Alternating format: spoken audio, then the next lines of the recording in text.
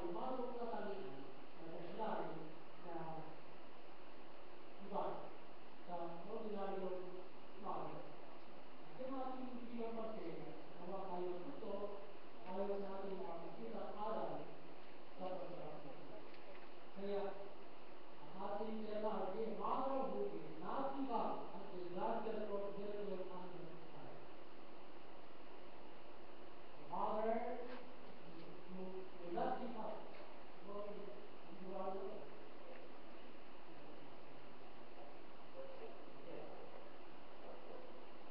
The Father will not give up until God performs miracle on our life. Ganun ang babae ito. Ating mapag-aralan, yung kanyang attitude ay dapat tularan. Ano ating makikita pa tayo sa babae ito? Number 1 is in verses 8 through 12. So, verse 8, we will see that she was a woman whose desire is to please her God. Kaya ang pinagay, so it was that as oft as he passed by, he went in either to eat bread.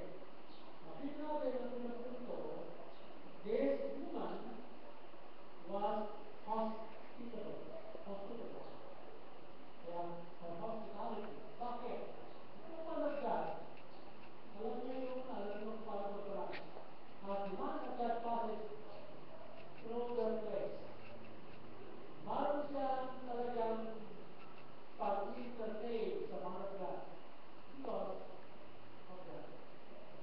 Kaya hindi naman nakikita her hospitality. Okay? Kaya ito yung isa sa katangian ng Christian. Hospitality. At dito, ginagawa niya sa puntong baptist ng Panginoon. Kaya, before see her, number 5, ministration. Her ministration. Okay. Ang pagkita rin natin, na itong kanyang ginagawa, hindi lang by night o pang-sanaya. So, makita natin yung verse 9, and she said unto her husband, behold, now I perceive that this is the husband of God, who is present by us from Zion. So, they have been doing her ministration in a continual manner. Kaya tuloy-tuloy yan sa kanyang pag-uusap. At sa kanyang pag-uusap, makita ko na ang kanyang talas na spiritual. Maroon siyang perception. Maroon siyang discernment. Dito sa pinagsisilbihan niya, pinag-uusap. Anong kanyang perception? I perceive that this is an holy man of God who is taught by us from Zion. So, hindi lang siya basta Christian. Alam niyo, ang ating perception, tumataas ito habang lumalang panahon. Pag-close tayo sa Lord, si iba hindi nakapag-discern. Normal yan. Pero pag lumalago kayo, you become discerning.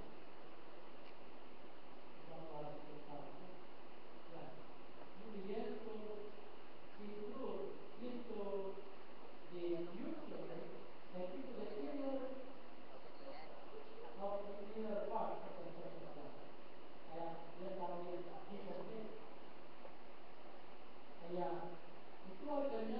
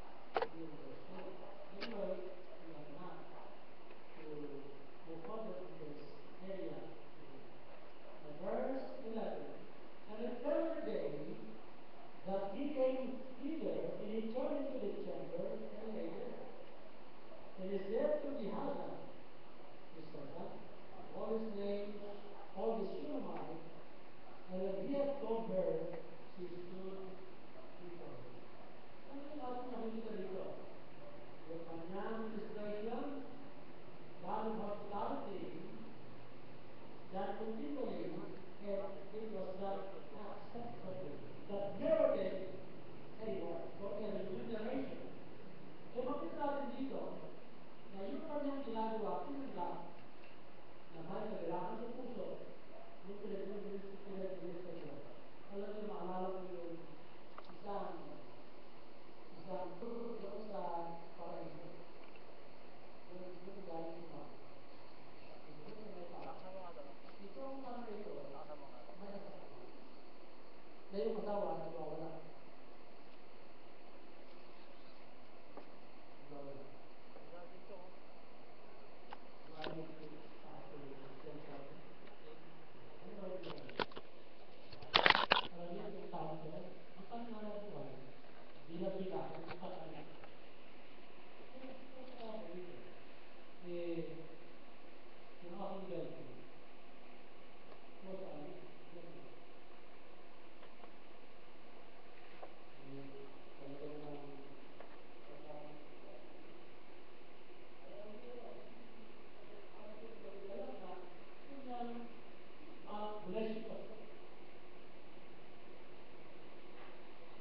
Kaya ginagawa ng kapatid nito ay bibigyan na ako sa yung trabaho ng busan niya, hindi ka lang nakapato mo.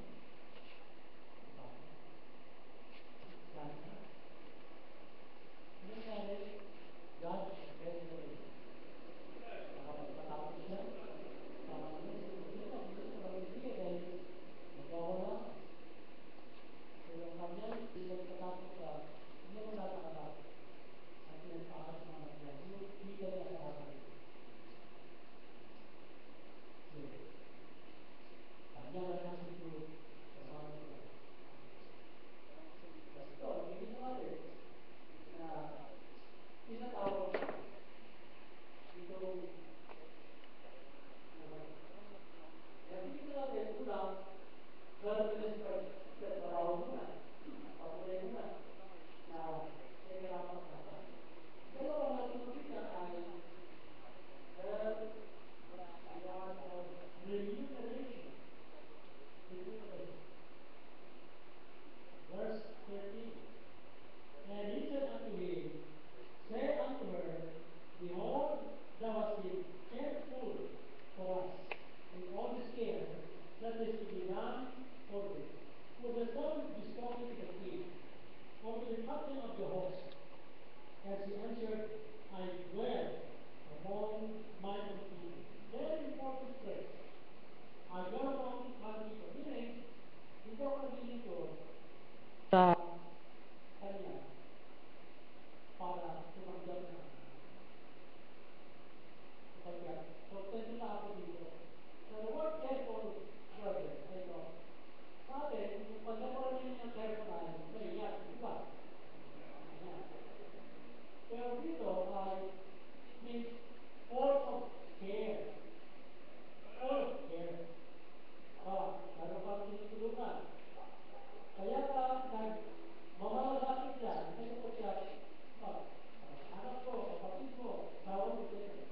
Na nandiyan yung puso mo, it means like careful.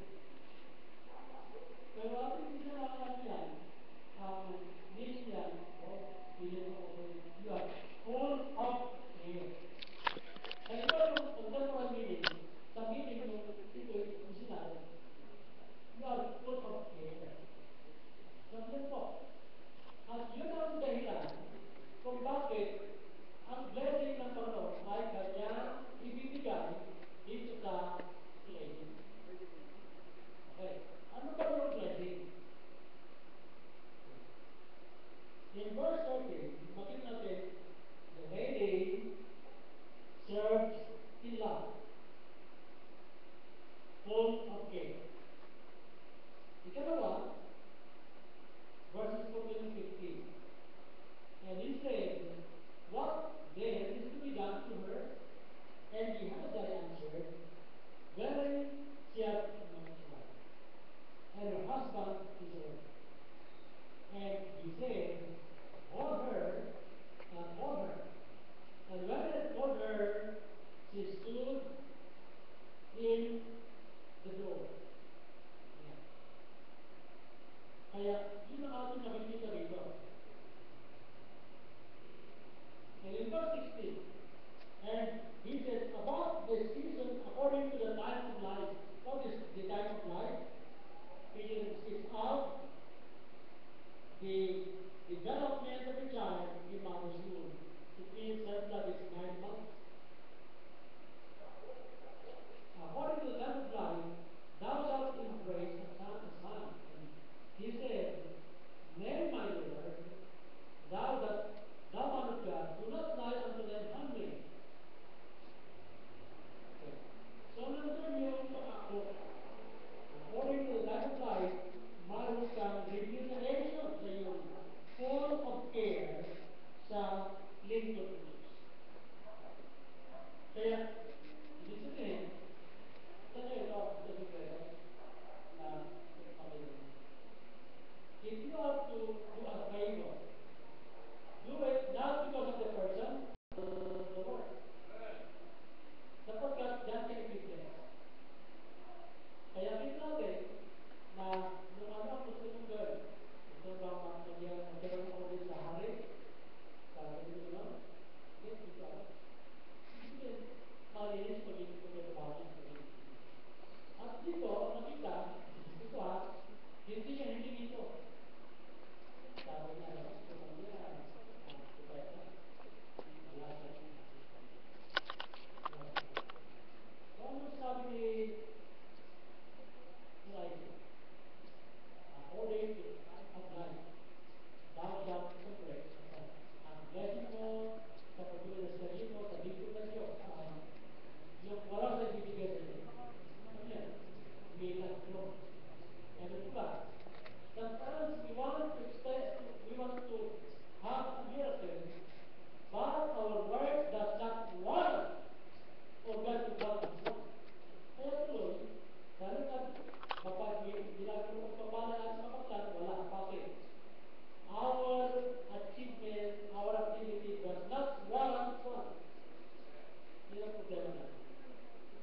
You have got to prove to the Lord that you are worthy to receive a miraculous blessing. Yan ang ating nakikita dito. Kaya, alam niyo, sa katulad ng mother, pero wala pang anak. Hindi makikita. Wala. Kung hindi sa atin, maraming ba? Maraming na. Wala sa pag-iwa. Ano lang sa kapatid? Sabi niya, kitabaw siya. Hindi ang tawag sa brother Eddie. Sabi niya, ano ang tawag sa brother? Dahil sa bawang pila, hindi wala. Pag hindi pa rin nagkagawa, laging wala. Laging wala. Anyway,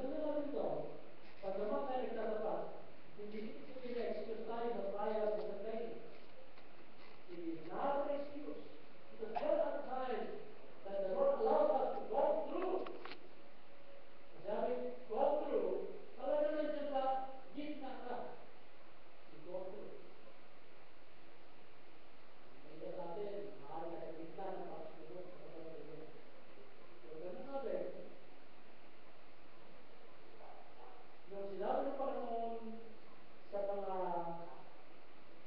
disipulo. Let us move forward to the other side. Mayroong bagyo sa dagat. Hindi na sinabi na kung pumunta tayo, walang bagyo. Kundi, let us move forward. Eh, kung ano paglalayan, nagkaroon patindi ko. To the point of when the typhoon water dropped on their ship. Talaga sa dami. Yung kanilang bangka ay parang lubog na dahil sa dami. Anong nangyari? Hinikap nilang alisin ang kanilang magagawa ng tubig, pero hindi naging sapat. Maganda ay, ginising ng Panginoon, at ang Panginoon nung gumising, unang ginawa, peace be still. Pinayabang mo na yung bagyo. Tapos at sa kanya, nirebuke nila. Why is it that you have mercy? Kasi nga naman, sa Panginoon, will go over to the other side, ang sinabi, sila gumagawa ng parang nila para masunod. Tama yung ginawa. Pumunta doon sa nagputos na pupunta tayo doon. Ano yung sabihin? There are times that going through typhoonic situation or terrible situation.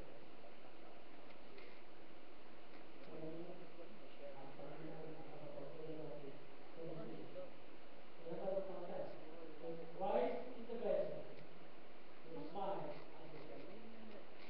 Kaya, mga problema natin, pag tamang buhay mo, tamang ginagawa mo, lumaban ka ba sa natin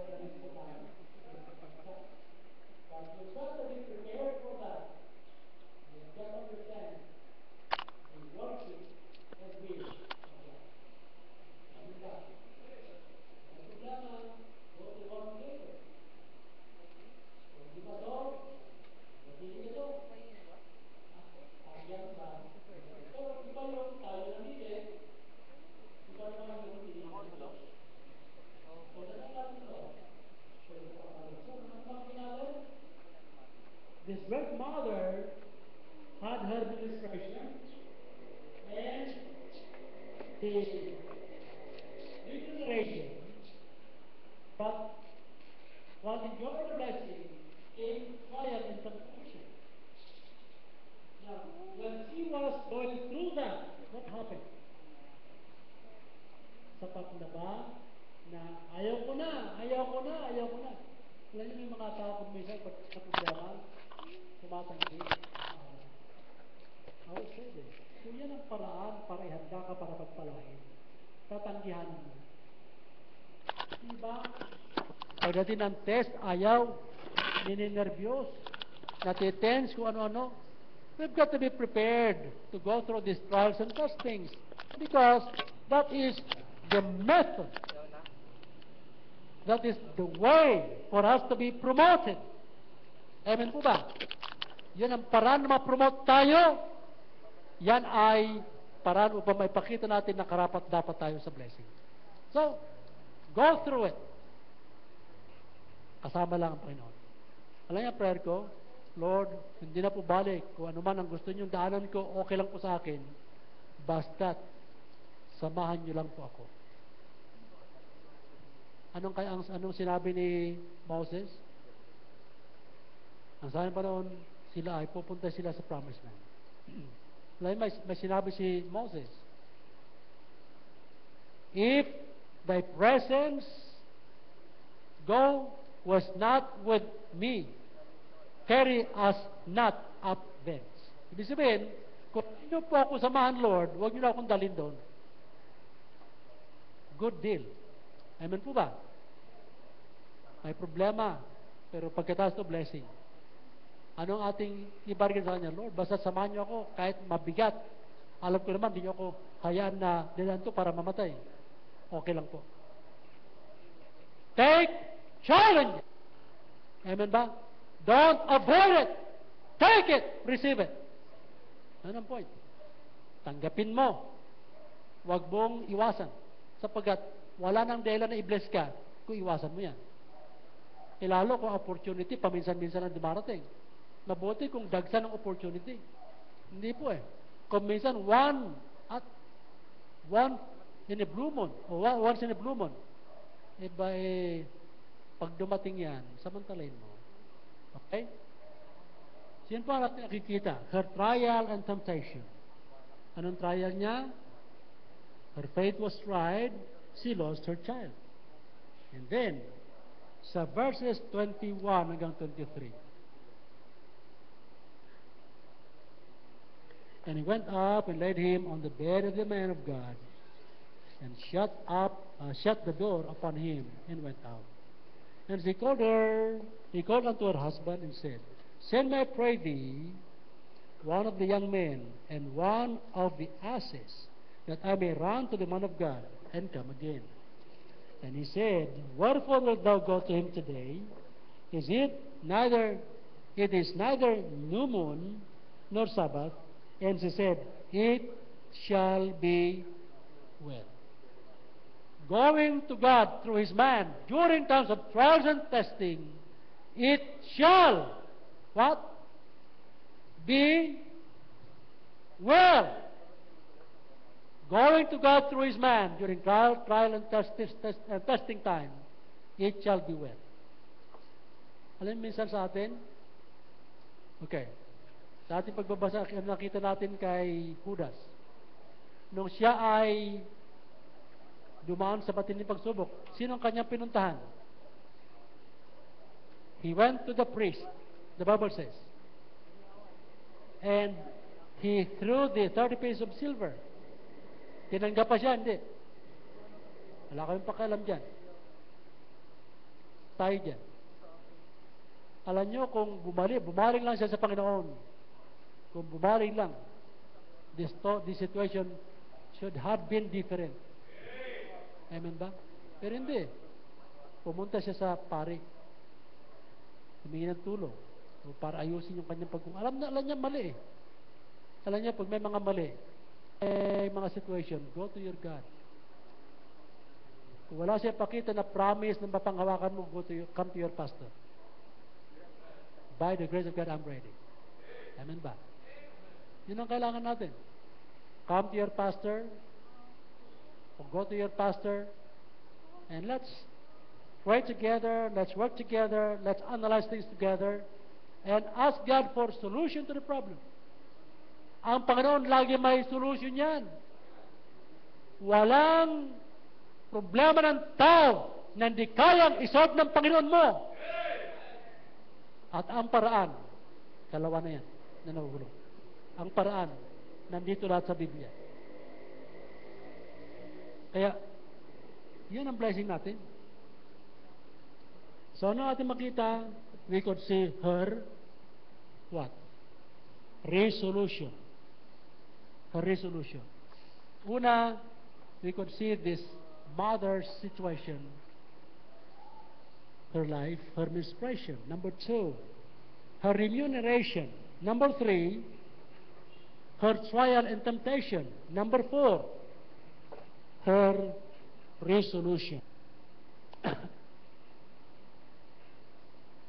She made her decision.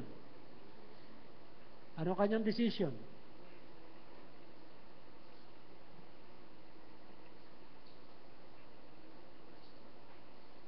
Siya ay pupunta sa man of God. Pero alam niya magandang ginawa niya rito. She asked the blessing of her husband. Natin nakikita rito. Siya ay mayroong respect to authority. Hello? She respected her authority. She asked her blessing. Gusto niya masolve problema, pupunta sa man of God, but it got up the blessing of her authority. Okay, binigyan na siya ng blessing. Ano ating ikalawang makita rito? Si 24 to 30, anong ating makita?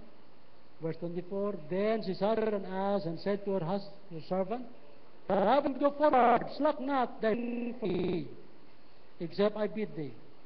So she went and came unto the man of God to Mount Carmel, etc., etc. Ikalawa, sa resolution, she made her decision. Number 2, she did it with determination. And she waited with expectation. Talagang nakita natin ang kanyang paghihintay. Bakit? Gusto niyang magkaroon ng solution ng kanyang problema, kaya mayroon siyang resolution. May pagpasya ka, Lord, gusto ko pong masolve to, kayo po magsosolve. Kami po ay narito. Kaya alam niyo mga mothers, maraming problema ang mga mothers. Problema sa anak, problema sa asawa, problema sa neighbors, problema sa apo, dami. Anong gagawin nyo? Go to God through His man for promises to claim. Huwag kang magwala. Huwag kang magwala. Walang masusap pag ikay nagwawala. Amen ba? Lalo ang lalala. Whereas, if you have to follow the manner, this mother solved the problem. At ang problema, matindi kamatayan ng kanyang mahal na anak. Anong kanyang ginawa? Lumapit siya. At nung lumapit siya sa Panginoon through the pastor, through her pastor, hindi siya bumitaw. Hindi siya bumitaw. Kahit anong mangyari. Ito. Let me show you in verse 30. Yung iba sa atin, hindi kita matulungan, kaibigan. Hindi kita matulungan, ito nung gawin ko. Sa atin naman, wala maitulong, pupunta tayo sa sulok, magmukmuk doon, mag-iyak doon. Hey! Kung dinari ka na ng Panginoon at alam mo na ang steps dapat mong gawin, go to the right way of handling that. Okay, ano yung verse 30? And the mother of the child said, as the Lord liveth, and as thy soul liveth, I will not leave thee. And he arose and followed her. Sabi niya, kayang solution po nito Wala mangyari kung hindi ako tutulungan. Hindi ako aalis dito. Hindi hanggang di nyo ako sinasamahan. Kaya nilagay niya daw sa higaan ng man of God eh.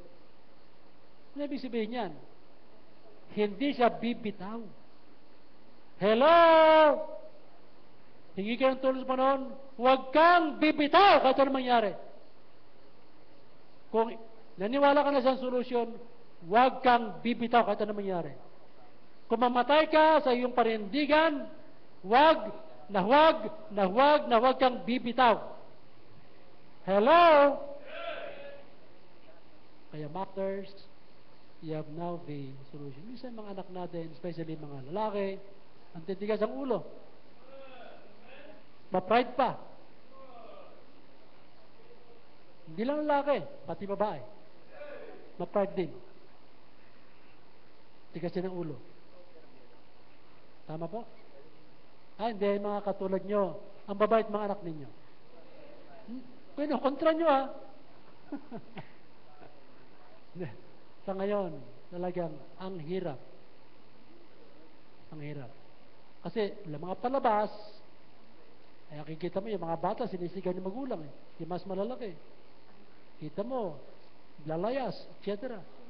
Di ba? Ano na mga problema? These are causes of problems. Anyway, sa solution ng problema, huwag kang bibitaw. At isipin din natin, alam yung buhay mo, buhay ko, sinusundan yan, tinitignan.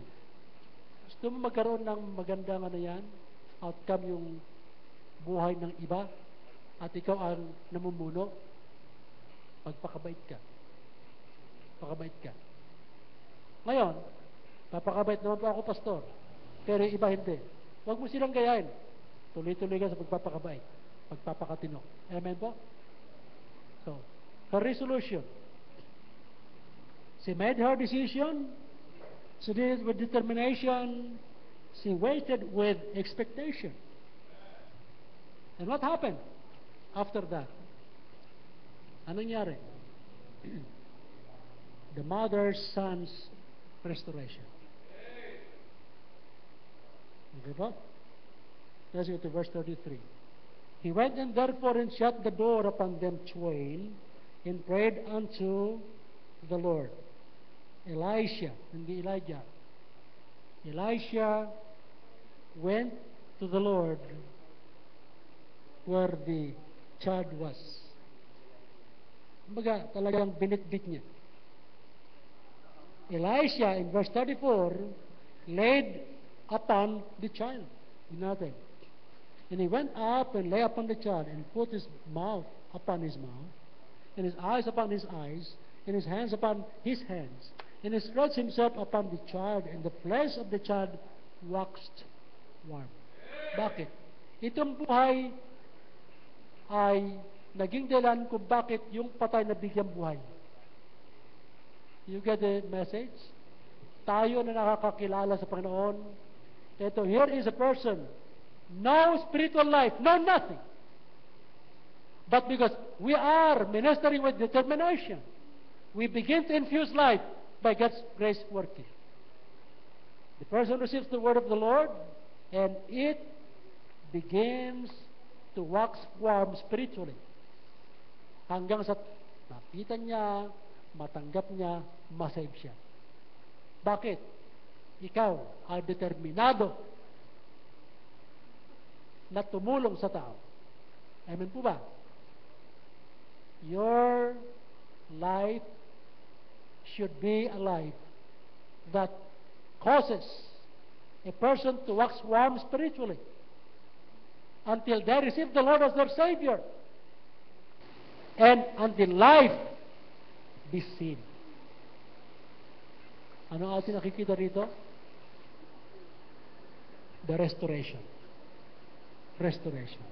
Di ba ang mga tupang ligaw, sila ay patay spiritually.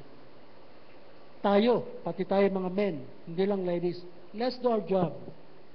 Let us begin to deal with them in a way that time will come, they will wax warm. Magkakaroon na ng spiritual desires, spiritual concerns, and on and on and on. Hanggang sa, alam mo, ready na akong tumanggap sa Panginoon. Ready na ako. Ang Panginoon, gumagamit siya ng tao. Tulad ni Elisha. Ginamit siya ng Lord upang magbigay buhay dito sa patay. Bakit natin nabanggit ito? The Bible tells us that a person without Christ is dead in trespasses and sins. Ephesians 2:1. How can that person be revived? God will use you and me to have this person get warm. Ano yan? Iinit niyan dahil sa pagmamalasakit natin. And the result is 37 to 35, this boy was restored to life. Restored to life. Kaya sa verse 36, and he called Gehazi and said, ito, ang basa natin, Gehazi, whatever. And whatever way you are to read this, no problem. And said, call this Shunammite. So he called her, and when he was come in unto him, he said, take up thy son. Buhay na yan. Hindi maganda pumunta ka sa isang kaibigan, sakit ng ulo, hindi alam ang gagawin, nakakatapusan na ng daigdig. Andiyan ka, nagmiministeryo, itong puro kalokohan ng utak, bandang uli, naging okay na siya sa spiritual, hanggang sa naligtas na. Turn over mo, o ligtas na yung anak mo, purihin ang Panginoon. Amen po? We have a job to do. Let us do our job. Mothers, bagamat very trying kung minsan ang ating pamumuhay, ating ginagawa, anong gagawin natin? Pabayaan natin yung bata na patay ang kanyang spiritual na pagnanasa, etc. Or tulungan natin siya para magkaroon ng buhay sa spiritual. Let's do our job. Alam nyo, mapaalala ko isang missionary. Itong missionary na ito, sabi niya, sa China to, missionary sa China. Alam nila yung field nila. Itong bagong missionary, isang lugar na matitigas ang puso yung mga tao. Sabi niya, ganito, you need to move forward on your knees. There are times that we need to go forward with so much prayer until the Lord begins to bless. Move forward on your knees, begging God to grant our requests for the salvation of our loved ones, for solution to problems, etc.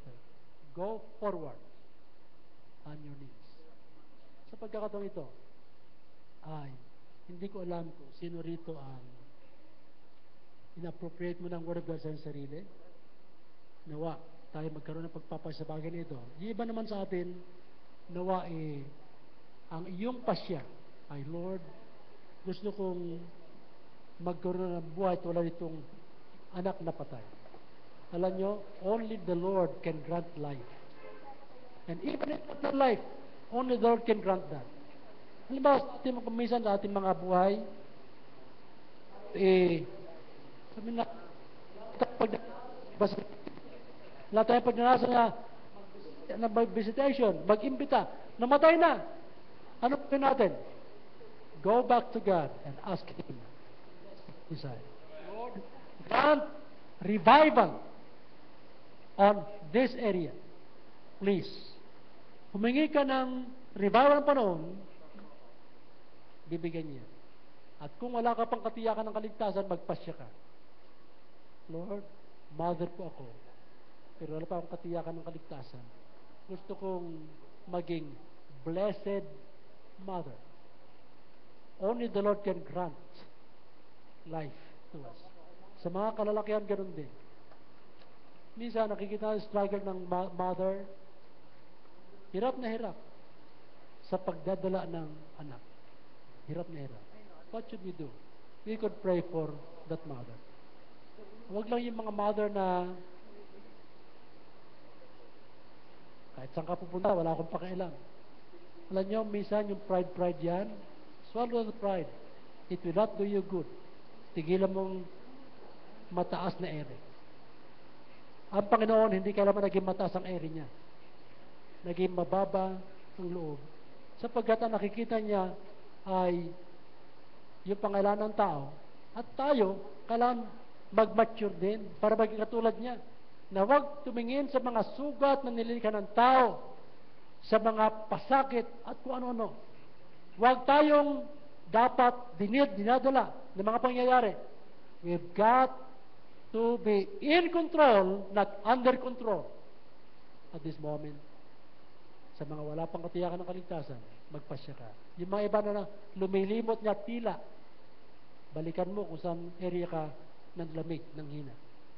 Yung mga iba na wala pang experience, na nahirapan ka sa pagdidil sa iba, ask God for opportunity to do that which is pleasing to Him. Tumayo po tayo lahat, please.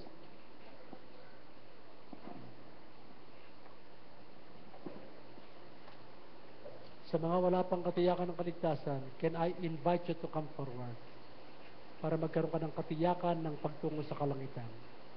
Men and women, sa mga mothers, while you're trying to appropriate the message, pwede bang hingin mo sa Panginoon na, Lord, mula po ngayon, I will be a better mother.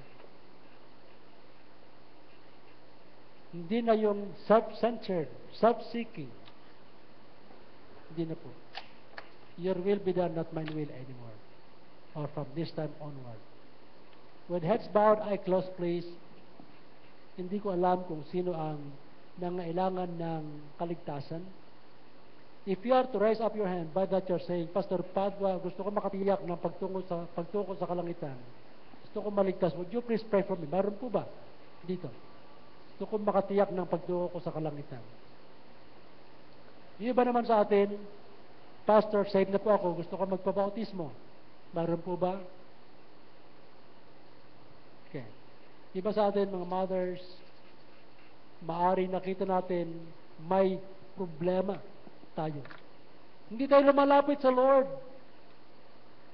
Hindi katulad ito, may problema yung bigay sa kanyang buhay na biyaya ng anak. Lumapit siya. Humingi ng pagbasbas ng kanyang asawa para makapunta sa pastor. Dahil kailangan pumunta sila, bumiyahe sila para maayos ang problema. If that is your situation and you are to raise up your hand, by that you are saying, Pastor Padua, or Pastor, would you please pray for me? I'm struggling, but I want to get over this by the grace of God. Would you please pray for me? Sino po? Yes. Yes. Yes. Yes. Yes. Sige po. Pastor, I'm struggling. I have a problem. I need to face this. Would you please pray for me also? Yes, yes. It goes to everybody. Yes, yes. Once you pray, you cast it upon the Lord. Huwag mong babalikan na. Bitawan mo na sa Kanya. At kung ibalik ang diablo, eto naman, binabalik yung problema. Lord, binigay ko na po sa inyo. Once and for all. Kayo na pong bahala. Sino ba po? Mayroon pa po ba? Yes, yes, yes, yes. Ano yung isa sa problema natin minsan? Pride. Or the devil had deceived us into entertaining so many thoughts, and because of that, hindi tayo nakakapag-concentrate. Ganun pa man, if you know that the Lord wants you to go to Him, and you want me to pray for you, sino pa po? Just raise your hand. Father in heaven, kayo pang gagawa sa bawat isa na narito. You know the struggles your people are going through. Mothers, thank you for allowing them to be tried and tested. And the area of caring for your given sons and daughters. Oh God, they are struggling. Let your hand be upon these mothers, and let your servant be a blessing by providing them the information from the Bible that leads to the solution to the problem. Bless this invitation, Lord. And we commit those who raise their hands. Oh God, solve the problems that they brought today to your throne of grace. Let it be solved, let it be settled. All this we pray in Jesus' name. Amen. Amen. Amen. We want to sing a song, invitation song. For you who have been dealt with by the Lord, kayo. Pagpabautismo, lumapit kayo. Maligtas, lumapit kayo. As the Lord has been dealing with you, lapit tayo. Song number 15, Have Thine Own Way, Lord. Have Thine Own Way, Lord. At ang maganyan yan, yung mga problema, ibinigay sa Panginoon, leave it there, and be ready to face another one hanggang sa masolve lahat yan. As we sing this invitation song, tayo ba ay magpapasyang tanggapin si Kristo, tabi nagpapasya magpabautismo?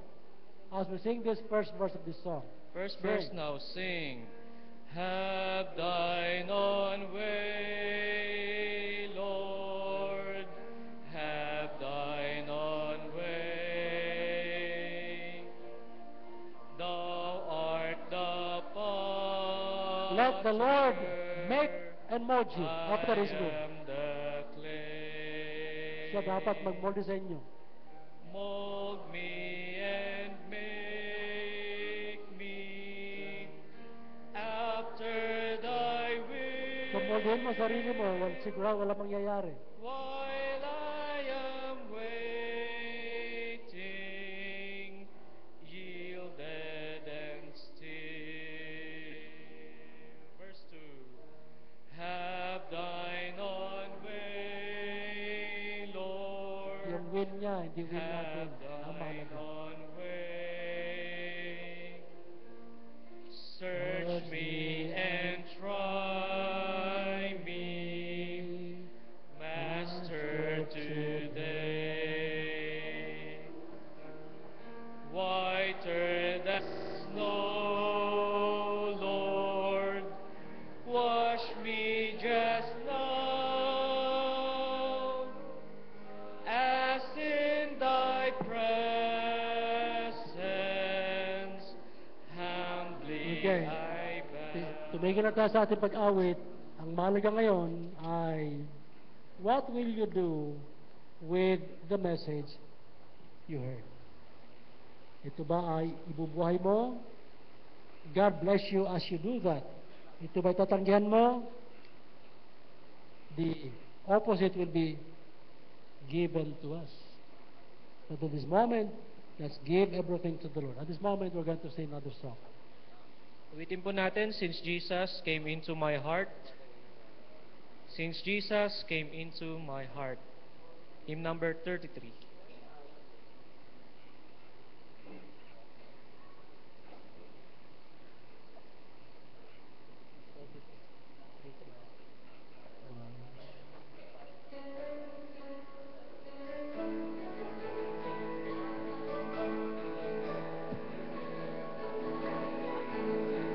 First verse now, sing.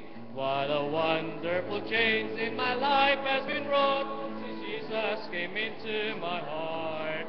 I have light in my soul, for which long I've sought, since Jesus came into my heart. Since Jesus came into my heart.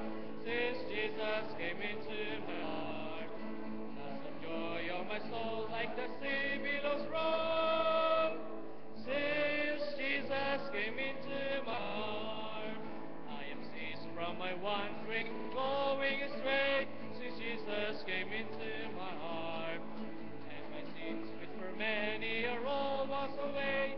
Since Jesus came into my heart, since Jesus came into my heart, since Jesus came into my heart, as the joy of my soul, like the sea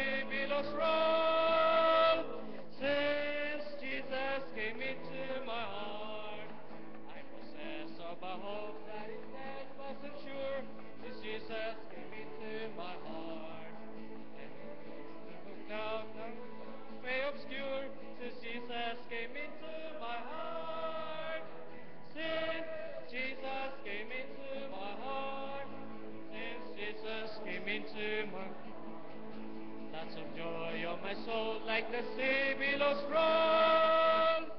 Since Jesus came into last verse, I shall go there to dwell in the city I know.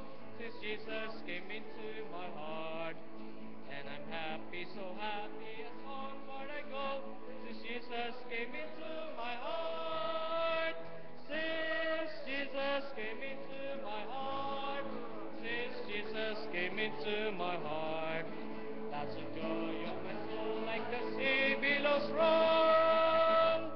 Since Jesus came into my heart. At this moment, we have to present ourselves to the Lord and thank Him for His salvation. And let's request Brother Jun Lima for our prayer. Brother Jun, para sa ating pananalangin.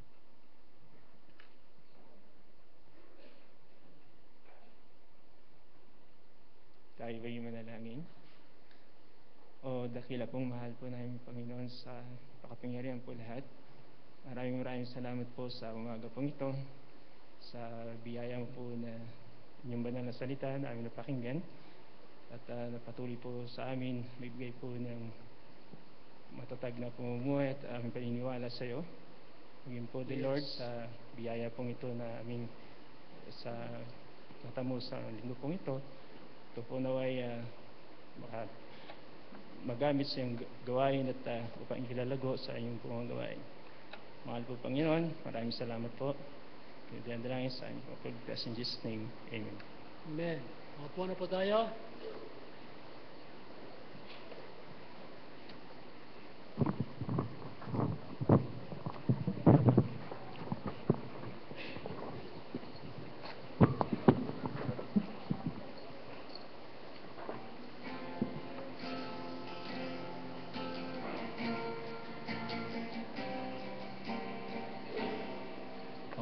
Amazing grace, how sweet the sound that saved a wretch like me. I once was lost, but now I'm found. Was blind, but now I see. 'Twas grace that taught my heart to fear, and grace my fears relieve. How precious did the grace appear the hour I first believed. My chains are gone, I've been set free. My God, my Savior has ransomed me. And like a dove, His mercy reigns, unending love, amazing grace. The Lord has promised good to me. His word my hope secures. He will my shield and portion be, as long as life endures. My chains are gone, I've been set free. My God, my Savior has ransomed me. And like a dove, His mercy reigns, unending love, amazing grace. My chains are gone, I've been set free. My God, my Savior has ransomed me. And like a flood, His mercy reigns, unending love,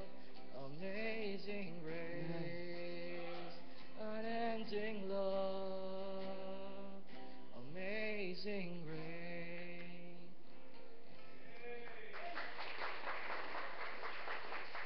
Brother Vito Luna, lead us in thanksgiving prayer, brother, please. Ako'y manalangin. Maraming salamat po, Ama, sa mga